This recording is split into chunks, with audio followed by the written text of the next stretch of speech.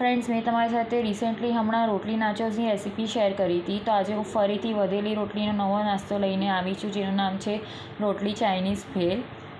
જો તમને મારી બતાવેલી રેસીપી ગમે તો મારી ચેનલને સબસ્ક્રાઈબ જરૂરથી કરજો અને સાથે સાથે બેલ આઇકન પર પણ ક્લિક કરજો, જેથી કરીને હું જે બી નવી રેસીપી પોસ્ટ કરું તેની નોટિફિકેશન સૌથી પહેલાં તમને મળે. તો ચલો ફ્રેન્ડ્સ, મારા કિચનમાં આપણે રેસીપી બનાવવાનું સ્ટાર્ટ કરીએ હવે. ફ્રેન્ડ્સ, લંચમાં બનાવેલી રોટલીમાંથી મારી પાસે 4 રોટલી વધી હતી, તો મને થયું કે આમાંથી ફરીથી એક નવો નાસ્તો બનાવીએ, જે ખાવામાં બહુ જ હેલ્ધી અને ટેસ્ટી તો હોય જ, અને સાથે સાથે બનાવવામાં એકદમ ઇઝી હોય. તો આવી રીતે રોટલીને સીઝરથી પતલી પતલી સ્ટ્રીપ્સમાં કટ કરી લઈશું. એકદમ પતલી નથી કરવાની, કેમકે ફ્રાય કરતી વખતે તેનો ભૂકો થઈ જશે.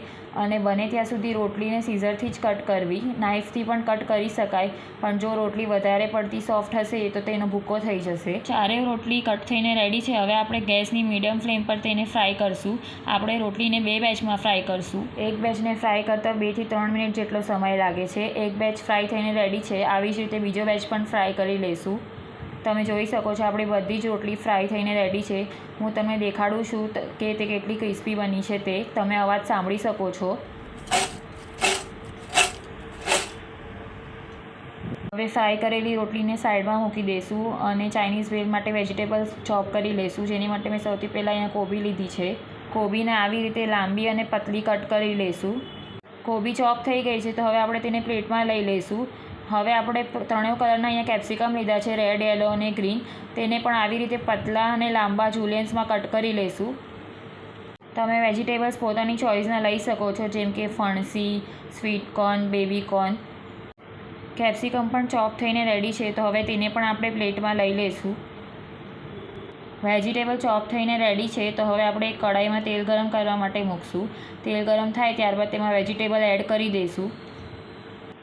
વેજીટેબલ એડ કર્યા બાદ કઢાઈમાં સ્વાદ પ્રમાણે મીઠું, સૂંઠ પાવડર, મરી પાવડર, સોયા સોસ, શેઝવાન ચટણી, ટમેટો સોસ અને વિનેગર એડ કરશું ને બધું જ પ્રોપરલી મિક્સ કરી લઈશું અને 1 થી 2 મિનિટ માટે વેજીટેબલ સોતે કરશું.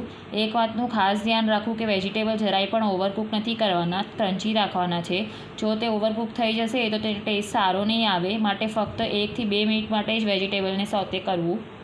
વેજીટેબલ સાથે બધા મસાલા અને સોસ પ્રોપરલી મિક્સ થઈ ગયા છે. હવે આપણે ગેસની ફ્લેમ ઓફ કરી દઈશું ને ગેસની ફ્લેમ ઓફ કર્યા બાદ જ આપણે જે રોટલી ફ્રાય કરીને રેડી રાખી હતી તે કઢાઈમાં એડ કરી દઈશું ને પ્રોપરલી સ્પેચ્યુલાથી મિક્સ કરીને ટોસ કરી લઈશું. જો ગેસની ફ્લેમ ઓન રાખશું તો રોટલી આપણી સોગી થઈ જશે, માટે ગેસની ફ્લેમ ઓફ કર્યા બાદ જ રોટલી એડ કરવી. તો આપણી વધેલી રોટલીની ચાઇનીઝ ભેલ બનીને રેડી છે, તમે જોઈ શકો છો. હવે તેને આપણે સર્વ કરી લઈએ. ખરેખર બહુ જ ડેલિશિયસ ને યમ્મી બની છે. ફરી મળશું નેક્સ્ટ રેસીપી સાથે.